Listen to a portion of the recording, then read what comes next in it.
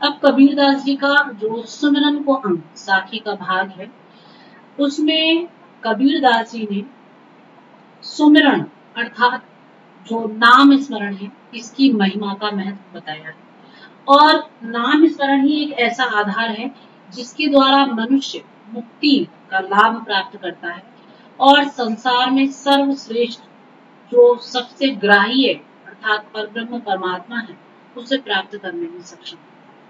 तो संसार में अनेक प्रकार के जो कहना चाहिए साधन है, भौतिक तत्व है, सब कुछ है, लेकिन उन सब में मात्र राम के नाम का स्मरण ही एकमात्र ऐसा आधार है जो समस्त सांसारिक बंधनों से काटने वाला है और जो हर रूप में जीव को आनंद की ओर ले जाने वाला। तो यहाँ पर जो साखी का भाग है सुमिरन को अंग, इसमें कबीरदास जी कहते हैं कि कबीर कहता जातु सुझता है सबको, सुनता है सबको, राम कहे भला होएगा नहीं तर भला।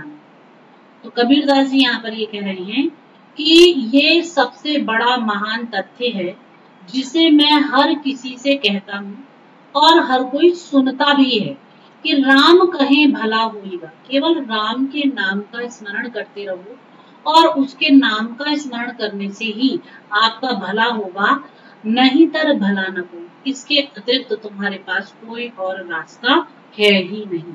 तो यहाँ पर कबीरदास जी ने जो राम से जो यहाँ पर तात्पर्य है कबीरदास जी का, वो परब्रह्म परमात्मा से है और उसी के नाम स्मरण से यहाँ पर कवि का आशय है। तो कबीरदास जी यही कहना चाह रहे हैं कि मैं तो हर किसी से यही बात कहता हूँ और हालांकि हर कोई मेरी ये बात सुनता भी है कि केवल परब्रह्म परमात्मा के नाम का जो स्मरण है वही सर्वश्रेष्ठ है और अगर आप उसे अपना लेते हैं तो उसके बाद ही आपका भला होगा, अन्यथा आपका भला नहीं हो सकता। अगली साखी में वो कहते हैं कबीर कहे मैं कथी गया ब्रह्म महेश, राम नाम तत्सार है सबका उपदेश। तो वो आगे कह रहे हैं कि मैं कथी गया, मैंने सत्य को ही कहा है और कथी गया ब्रह्म महेश, और इस सत्य को ब्रह्मा महेश ने भी कहा है कि राम नाम तत्सार है, कि वही राम का जो नाम है वही परम तत्व है, सबका उपदेश और सभी उपदेशों का सार वही है। तो यहाँ पर भी जो कबीरदास का उद्देश्य है, लक्ष्य है और जो उनके कहने का सार है, तात्पर्य है, वो यही है कि सत्य क्या है, वह परब्रह्म परमात्मा है और उस सत्य का बखान ब्रह्मा विष्णु महेश भी करते हैं, सभी उस सत्य का बखान करते हैं और वह सत्य क्या है, राम नाम तत्सार, जो संपूर्ण ज्ञान का आधार है, भंडार है और परम तत्व परब्रह्म परमात्मा है। तो उसी के नाम का स्मरण समस्त संसार के भौतिक दुखों से, आध्यात्मिक दुखों से और दैहिक दैविक दुखों से छुटकारा दिलाने वाला है और समस्त जितने भी जीवन के उपदेश हैं उन उपदेशों का सार भी यही। आगे कहते हैं कि तत् तिलक तिहु लोक में राम नाम निज सार, जब कबीर मस्तक दिया शोभा अधिक। तो कबीरदास जी कह रहे कि कबीर ने राम नाम को ही आत्म तत्व कहा, ठीक है। तत् तिलक तिहु लोक में राम नाम निज सार, कि जो राम का नाम है वही आत्म तत्व है, वही सार है, निज जो आपका आत्म है, आप स्वयं हैं, उसका जो सार है वो परब्रह्म परमात्मा रूप जो उसका नाम है वही है।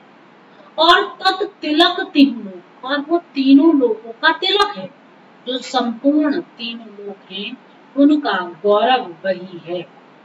जब कबीर मस्तक दिया, और जब कबीर ने उस ब्रह्म के नाम स्मरण को अपने मस्तक पर धारण कर लिया है, शोभा अधिक अपार, तो ये जो आत्म तत्व है इसकी जो शोभा है वो और अधिक बढ़ गई है, अर्थात इसकी जो मतलब की शोभा है वो सर्वाधिक हो गई है, द्विगुणित हो गई है और बहुत ही महत्वपूर्ण हो गई है। तो यहाँ पर जो कवि का तात्पर्य है वो यही है कि जो राम अर्थात परब्रह्म परमात्मा है, उनके नाम स्मरण करने के बाद आप अपने आत्म तत्व के वैशिष्ट्य को जान पाएंगे।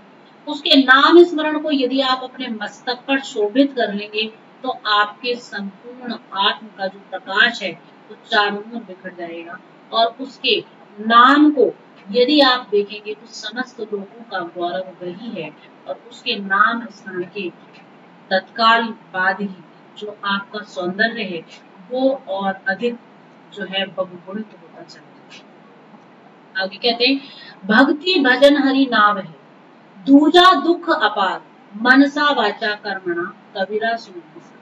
वो कह रहे हैं कि जो भक्ति है, भगवान का भजन जो है वो संसार से उतारने वाली नाम है। भजन हरि जो परब्रह्म परमात्मा के नाम का भजन है, उसकी जो भक्ति है वही सबसे बड़ी संसार से पार ले जाने वाली आपकी नौका है।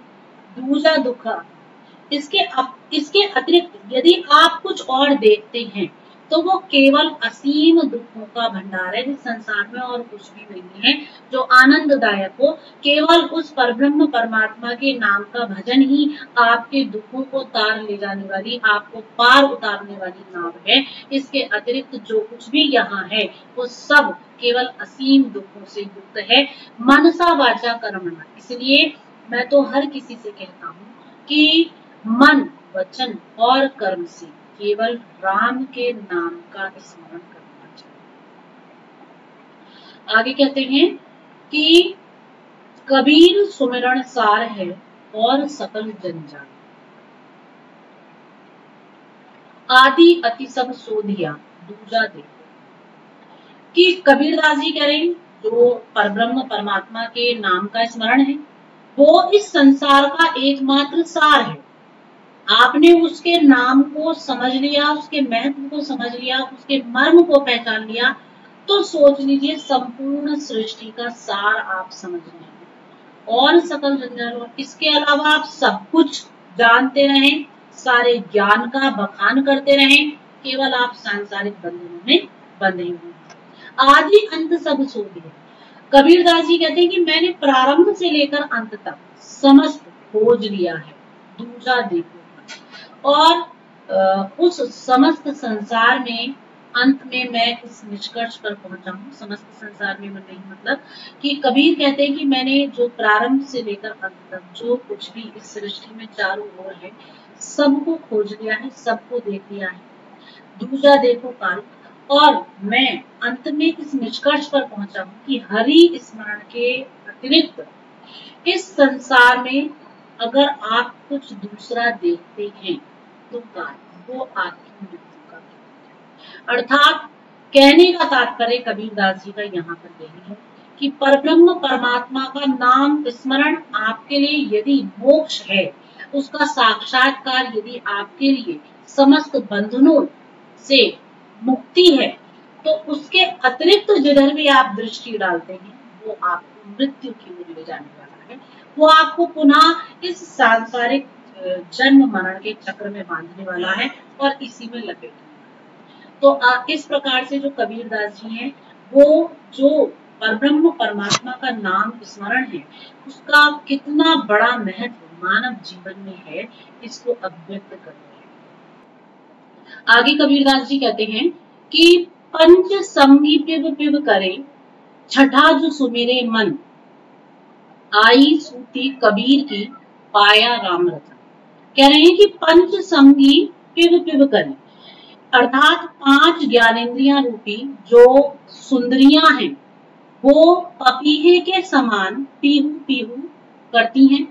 और छठा जो सुमेरे मन, और जो छठवा मन है वो भी उनके साथ उनको तृप्त करने में जो है यही सुमिरण में लग जाता है और आत्म संतोष जो है वो प्राप्त नहीं कर सकता।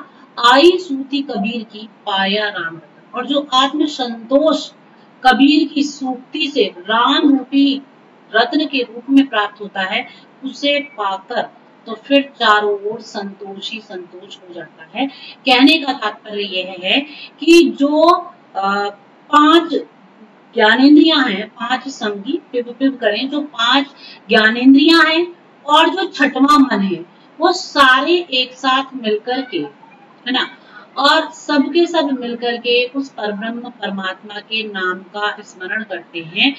जैसे चातक है वह पीव पीव का शब्द करता है, उसी प्रकार से जो ये 5 इंद्रियां, ज्ञानेंद्रियां और मन है, ये भी निरंतर उस ब्रह्म के नाम का रटन करते हैं।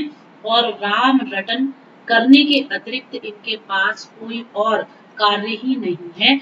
आई सूती कबीर की पाया राम रतन। और जैसे ही राम की सूती अर्थात राम की सुध इन्हें प्राप्त होती है, कबीरदास जी कहते हैं पाया राम रतन, वैसे ही इन्हें राम रूप रत्न की प्राप्ति हो जाती है। तात्पर्य यहाँ पर कबीरदास जी का ये है कि जो हम अपनी 5 इंद्रियों से और अपने मन से, जो ये हमारी ज्ञानेंद्रियां हैं, इनके द्वारा और अपने मन के द्वारा जब हम उस परब्रह्म परमात्मा का निरंतर रटन करते रहेंगे, उसका नाम स्मरण करते रहेंगे, तो एक पल ऐसा आएगा जिस पल हमें उसकी जो है पूर्ण प्राप्ति होगी और वह हमारी सुध लेगा। और जैसे ही वो परब्रह्म परमात्मा हमारी सुध लेगा, तत्काल हमें राम रूपी रत्न जो है वो प्राप्त हो जाएगा। और उसके प्राप्त होते ही जितने भी समस्त बंधन है वो सारे बंधन मिट जाएंगे। तो यहाँ पर वो यही कह रहे हैं कि इसके अतिरिक्त जो ये सब 5 इंद्रियां और मन आदि हैं, इनको तृप्त करने में, आत्म संतोष प्रदान करने में एकमात्र यही रास्ता रह सकता है कि आप दिन रात राम के नाम का रटन करते रहें। अगर आप उसको छोड़ते हैं तो वो ब्रह्म आपको प्राप्त नहीं हो सकता, या इसके अतिरिक्त आपके पास कोई दूसरी राह नहीं है। तो इसलिए कबीरदास यही कह रहे हैं कि जैसे ही उसकी सुध आती है, वैसे ही राम रूप रत्न जो है उसकी प्राप्ति हो जाती है। तो रूपक अलंकार का प्रयोग है यहाँ पर कि एक वस्तु पर दूसरी वस्तु का आरोप किया गया है और उसके द्वारा उस ब्रह्म की प्राप्ति का वर्णन किया गया है। आगे कह रहे मेरा मन सुमिरे राम को, मेरा मन राम ही आही, अब मन राम ही हे रहिया, शीस नवाहु पाही। मेरा जो मन है वो राम के स्मरण में इतना रम गया है कि मेरा मन राम ही आही, कि मेरा मन जो है वो अब राम ही बन गया है। अब मन राम ही है रही। और अब मेरा जो हृदय है वो आत्मा परमात्मा के भेद से रहित हो गया है। शीश नवाबों का ही, अब उपासक को परमात्मा के समक्ष शीश झुकाने की भी आवश्यकता नहीं है। तात्पर्य उनके कहने का यह है कि मेरा मन सुमिरो राम को, मेरा जो मन है अब दिन रात अनवरत हर पल हर क्षण उस परब्रह्म परमात्मा के नाम का स्मरण करता है।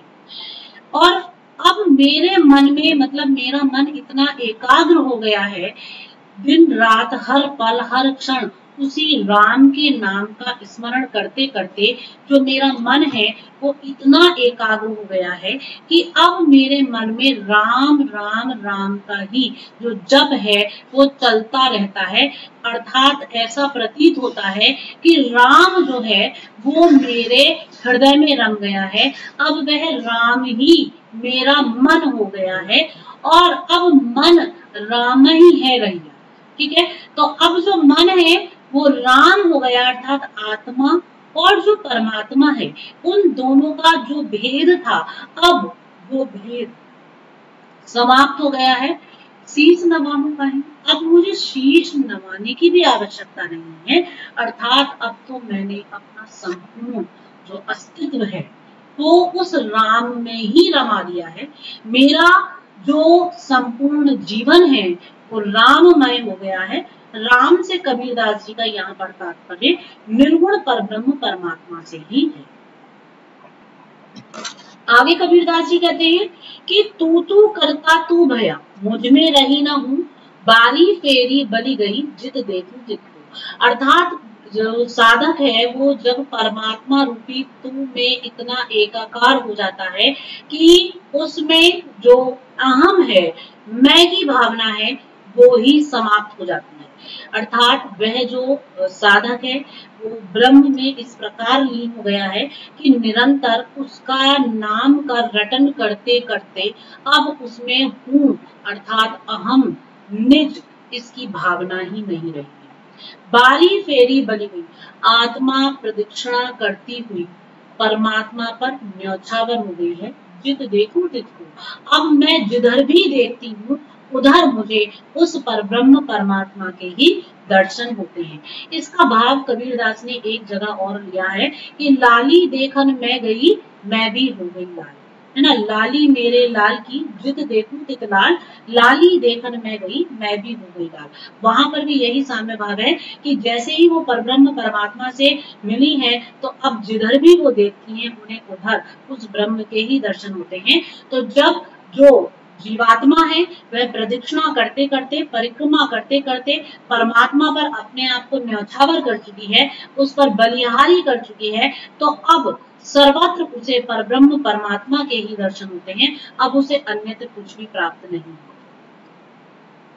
इसके बाद में कबीरदास जी आगे कहते हैं कि कबीर सूता क्या करे, जागिन जपे मुरारी, एक दिना भी सोवना लंबे पांव पसारी। कि साधक जो है वो अज्ञानता रूपी सोने में जीवन ना खो। कि कबीर सूता क्या करे, कबीरदास कह रहे हैं कि सोता हुआ क्या कर रहा है, अज्ञान की निद्रा में क्यों सोया हुआ है। जागे न जपे मुरारी, जागता क्यों नहीं और जाग कर उस ब्रह्म के नाम का स्मरण क्यों नहीं करता है।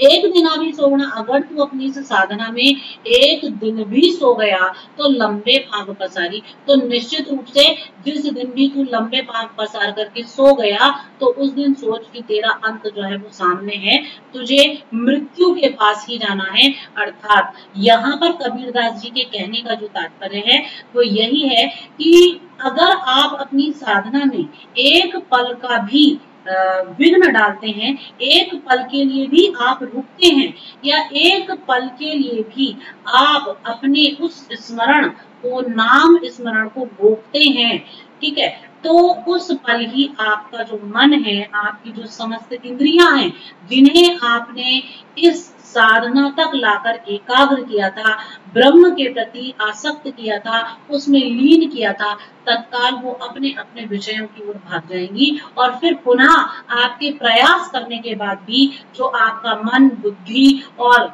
समस्त ज्ञानेंद्रियां हैं वह उस ब्रह्म की ओर एकाग्र नहीं हो पाएंगी। और ऐसा करने पर फिर आप समझिए कि आप स्वयं उस मृत्यु की ओर जो है अग्रसर हो जाएंगे। इसलिए एक पल के लिए भी मत सो, एक क्षण के लिए भी उस नाम स्मरण को मत रोको। तो यहाँ पर जो कबीरदास जी हैं वो निरंतर यही बता रहे हैं कि जो गुरु के नाम की महिमा है वो अपरंपार है।